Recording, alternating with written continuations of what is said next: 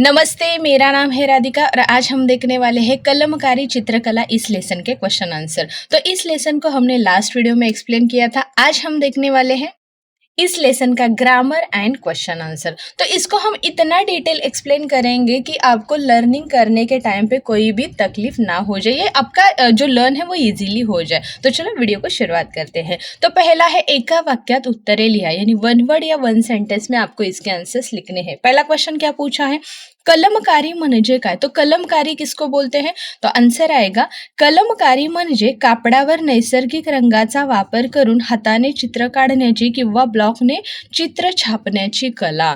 तो इस कलमकारी को क्या कहते हैं, कलमकारी यानी कापड़ावर यानी कपड़े के ऊपर नैसर्गिक रंग यानी नेचुरल कलर का वापर यानी यूज करके हाथ से जो ड्राइंग बनाया जाता है, या ब्लॉक ने चित्र छापण्याची कला, या जो ब्लॉक होते हैं जिसको कलर में डुबा के उसको छापा जाता है, इसको क्या बोलते हैं, कलमकारी। सेकंड आएगा कलमकारीची उत्पत्ति कोठे झाली, यानी इस कलमकारी का जन्म कहाँ पे हुआ था। तो आंसर आएगा कलमकारीची उत्पत्ति आंध्र प्रदेश आणि तेलंगणा मध्ये झाली, यानी इसका जन्म कहाँ पे हुआ था, आंध्र प्रदेश एंड तेलंगाना। थर्ड आएगा या कलेचा वापर कुठे केला गेला। तो इस कला का, इस आर्ट का यूज कहाँ कहाँ किया गया है, तो आंसर आएगा या कलेचा वापर मंदिरामध्ये सजावटीसाठी आणि धार्मिक कथा दर्शवण्यासाठी करतात। तो इस आर्ट का यूज कहाँ पे होता है, मंदिर में होता है, सजावट यानी डेकोरेशन के लिए किया जाता है, एंड धार्मिक कथा यानी जो हमारी पुरानी वाली जो कथा है, देवी देवताओं की जो कथाएं होती हैं उनको दिखाने के लिए मंदिर में आपने देखा होगा कि वो ड्राइंग बनाए हुए होते हैं। तो उसके थ्रू हमें क्या समझाते हैं कि वो वाली स्टोरी क्या थी। तो कथा दर्शवण्यासाठी यानी वही स्टोरी हमें एक्सप्लेन करने के लिए वैसे वाले ड्राइंग बनाए जाते हैं। फोर्थ नंबर आएगा कलमकारी कलेचे मुख्य वैशिष्ट्य काय आहे, यानी इस कलमकारी कला का मेन स्पेशालिटी क्या है। तो आंसर आएगा कलमकारी कलेची मुख्य वैशिष्ट्य म्हणजे नैसर्गिक रंगाचा वापर करून चित्र रंगवली जातात। तो इसकी स्पेशलिटी क्या है, तो इसमें नैसर्गिक रंग यानी नेचुरल कलर का यूज करके ड्राइंग बनाए जाते हैं। तो ये क्या है, उसकी स्पेशलिटी है। उसके बाद फिफ्थ नंबर का आएगा कलमकारी कलेपासून कोणकोणत्या वस्तू तयार केल्या जातात। तो कलमकारी कला का, आर्ट का यूज करके कौन कौन सी चीजें बनाई जाती है। तो आंसर आएगा कलमकारी कलेपासून साड्या, दुपट्टे, पर्स, भिंतीचे फ्रेम, कुर्ते, पेंटिंग्स तयार केली जातात। तो इस कलमकारी का यूज करके साड़ियाँ बनाई जाती हैं, दुपट्टे यानी जो ओढ़नी वगैरह हम लेते हैं वो, पर्स बनाई जाती है, वॉल पे जो फ्रेम्स लगाते हैं वो वाले बनाते हैं, कुर्तियाँ बनती है और पेंटिंग्स भी तैयार की जाती है। उसके बाद आएगा रिकाम्या जागा भरा यानी fill in the blanks. First वाला है कलमकारीची उत्पत्ति डैश डैश येथे झाली। तो कलमकारी की उत्पत्ति यानी उसका जन्म कहाँ पे हुआ था, तो आंसर आएगा आंध्र प्रदेश एंड तेलंगाना। तो आंध्र प्रदेश एंड तेलंगाना में उसका जन्म हुआ था। सेकंड आएगा या कलेत डैश डैश रंग वापरले जातात। तो इस आर्ट में डैश डैश कलर, कौन से वाले कलर यूज किए जाते हैं, नैसर्गिक यानी नेचुरल कलर यूज किए जाते हैं। थर्ड आएगा ही चित्रशैली अतिशय डैश डैश असते। तो ये वाला जो आर्ट है ये कैसे होता है, सूक्ष्म यानी बहुत छोटा, जिसको माइक्रो बोलते हैं। तो ये क्या होता है, बहुत छोटा ऐसा यानी सूक्ष्म होता है। फोर्थ नंबर आएगा डैश डैश कलमकारीला व्यापारी स्वरूप मिळालं, यानी इस कलमकारी को बिजनेस में एंट्री करने का सौभाग्य कब मिला। तो आंसर आएगा मुगल राजवटीत, यानी जब मुगलों की हमारे ऊपर सत्ता थी उस टाइम पे इसको बिजनेस में एंट्री करने का सौभाग्य मिला। फिफ्थ आएगा डैश डैश याचा निर्यात व्यवसाय झाला। निर्यात यानी एक्सपोर्ट करना, व्यवसाय यानी बिजनेस। ये बिजनेस एक्सपोर्ट कब हो गया, ये हमारे देश से बाहर कब चला गया, तो ब्रिटिश काळात यानी अंग्रेजों की हमारे ऊपर जब सत्ता थी उस टाइम पे अंग्रेजों ने इस बिजनेस को आगे बढ़ाने का काम किया, यानी ये वाली जो कला है ये हमारे देश से दूसरे देश यानी विदेश जाने लगे। उसके बाद आएगा थोड़क्यात उत्तरे लिहा, यानी थोड़े से बड़े आंसर लिखने हैं। पहला क्वेश्चन क्या पूछा है, कलमकारीच्या मुख्य दोन शैलीचे वैशिष्ट्य लिहा। अब कलमकारी में जो दो जो मेन शैली है या दो इम्पॉर्टेंट जो शैली है उनका वैशिष्ट्य यानी उनकी स्पेशलिटी क्या है वो बतानी है। तो आंसर आएगा कलमकारीच्या मुख्य 2 शैली आहेत. तो इसमें मेन 2 शैली होती है, तो वो कौन सी होती है? श्रीकलाहस्ती आणि मछलीपट्टनम. पहली है श्रीकलाहस्ती, सेकंड है मछलीपट्टनम.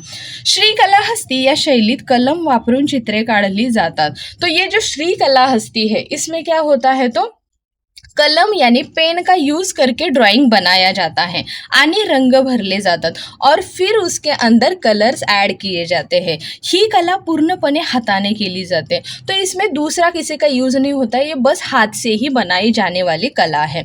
मछलीपट्टनम या शैलीत ब्लॉक प्रिंटचा वापर केला जातो.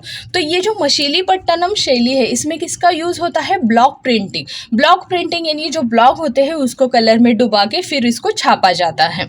या कलेत नैसर्गिक रंग भरले जातात और इस जो कला है इस आर्ट में क्या होता है, तो ओनली जो नैसर्गिक यानी नॅचरल कलर होते हैं उनका ही यूज किया जाता है, जे वनस्पती आणि खनिजांपासून बनवले जातात. तो ये कैसे तैयार होते हैं? तो ये वनस्पति यानी ट्री एंड खनिज यानी मिनरल से तैयार किए जाते हैं. तो ये क्या है, उनकी स्पेशलिटी है. इस तरह से आपको इसका आंसर लिखना है. उसके बाद आएगा सेकंड वाला, कलमकारी कलेचे महत्व स्पष्ट करा. तो कलमकारी कला मतलब उसके इम्पॉर्टन्स क्या है वो बताने हैं. तो इसका आंसर आएगा, ही चित्रशैली अतिशय सूक्ष्म आणि तपशीलवार असते. तो ये वाला जो आर्ट है वो क्या होता है, अतिशय सूक्ष्म यानी बहुत छोटा, छोटा को बोल सकते हैं आप माइक्रो, आणि तपशीलवार, तपशीलवार का मीनिंग क्या हो जाएगा, डिटेल्ड, यानी वो बहुत छोटा बट बहुत डिटेल दिखने वाली शैली या आर्ट होता है. सातवाहन काळापासून कलमकारीचा उल्लेख सापडतो. सातवाहन यानी बहुत पहले से इस कलमकारी का उल्लेख यानी ऐसे मतलब उसके एविडेंस मिलते हैं कि ये जो कला है वो बहुत पहले से चलती आ रही है. मुघल राजवटीत कलमकारीला व्यापारी स्वरूप मिळालं और जब मुगलों का हमारे ऊपर राज्य था उस टाइम पे इसने किस में एंट्री कर दी, तो बिजनेस में एंट्री कर दी. ब्रिटिश काळात याचा निर्यात व्यवसाय झाला, यानी अंग्रेज हमारे ऊपर जब राज्य कर रहे थे उस टाइम पे इस कला को अपने देश से बाहर जाने का सौभाग्य मिला, यानी इसका निर्यात यानी एक्सपोर्ट होने का काम चालू हो गया. यानी ये जो व्यवसाय है, ये जो बिझनेस है इंडिया के बाहर चला गया. आजही काही कलाकार कुटुंबियांनी ही कला जगवली आहे और आज भी बहुत सी ऐसी फैमिलीज है जिन्होंने इस कला को, इस आर्ट को जिंदा रखा है और उसके थ्रू वो बिजनेस करके पैसा कमा रहे हैं. आज कलमकारी वापरून साड्या, दुपट्टे, पर्स, भिंतीचे फ्रेम, कुर्ते, पेंटिंग्स तयार केली जातात और आज भी इस कलमकारी का यूज़ करके साड़ियाँ बनाई जा रही है, दुपट्टे बनाए जा रहे हैं, पर्स और दीवार के ऊपर जो फ्रेम्स लगाए होते हैं वो बनाते हैं, कुर्तियाँ बनाते हैं और पेंटिंग्स, ऐसी चीज़ें तैयार की जाती हैं. सो इस तरह से इसका आपको आंसर लिखना है. इसके बाद आएगा खालील शब्दांचे वचन बदला, यानी सिंगुलर का प्लूरल बनाना है, प्लूरल का सिंगुलर बनाना है. कलम का हो जाएगा कलमे, कलम यानी पेन, एक है तो कलम, बहुत सारे कलमे हो जाएगा. कापड़, एक है तो कापड़, बहुत सारे कपड़े बन जाएगा. लाकुड़ का क्या बनेगा, लाकड़े. मोर का मोर ही रहेगा क्योंकि उसका दूसरा प्लूरल बनता नहीं है. उसके बाद आएगा खालील शब्दांचे लिंग ओळखा, यानी हमें जेंडर फाइंड आउट करना है. तो जेंडर कैसे फाइंड आउट करते हैं, बहुत सिंपल है. कौन सा भी जो वर्ड दिया हुआ है उसके आगे तो लग गया तो वो हो जाएगा पुल्लिंग, ती लग गया वो बन जाएगा स्त्रीलिंग, और ते अगर लगेगा, ती या तो नहीं बन रहा है तो वो क्या हो जाएगा, ते. तो ये क्या बनेगा हमारा नपुंसकलिंग. तो पहला क्या है, मंदिर, मंदिर के सामने क्या आएगा, ते मंदिर, तो ये बन गया हमारा नपुंसकलिंग. शैली, ती शैली, तो ये क्या बन गया हमारा स्त्रीलिंग. वनस्पति, ती वनस्पति, तो ये बन गया हमारा स्त्रीलिंग. कलाकार, तो कलाकार, तो ये क्या बन जाएगा हमारा पुल्लिंग. सो इस तरह से आपको ये जेंडर फाइंड आउट करने हैं. उसके बाद आएगा खालील वाक्य प्रचाराचा अर्थ सांगून वाक्यात उपयोग करा. जो आपको दिया है उसका मीनिंग बताना है और उसका सेंटेंस तैयार करना है. तो जब आप कभी भी सेंटेंस तैयार कर रहे हो तो उसमें उसका जो मीनिंग है वो वाला ऐड नहीं होगा. जो क्वेश्चन पूछा गया है वही हमेशा सेंटेंस में ऐड होता है. तो लोकप्रिय असणे का क्या हो जाएगा, प्रसिद्ध असणे यानी फेमस होना. सचिन तेंदुलकर सर्व मुलांमध्ये लोकप्रिय आहेत, यानी सचिन तेंदुलकर सभी बच्चों में बहुत फेमस है. सेकंड आएगा वापर करणे यानी यूज करना, तो उसका मीनिंग क्या बनेगा? उपयोग करणे. सेंटेन्स बन जाएगा अभ्यासासाठी आपण इंटरनेटचा योग्य वापर केला पाहिजे, यानी बस स्टडी के लिए ही हमें इंटरनेट का यूज करना है, फालतू चीजों के लिए नहीं. थर्ड आएगा कला जागवणे यानी कला टिकवणे, उस कला को, उस आर्ट को जिंदा रखना.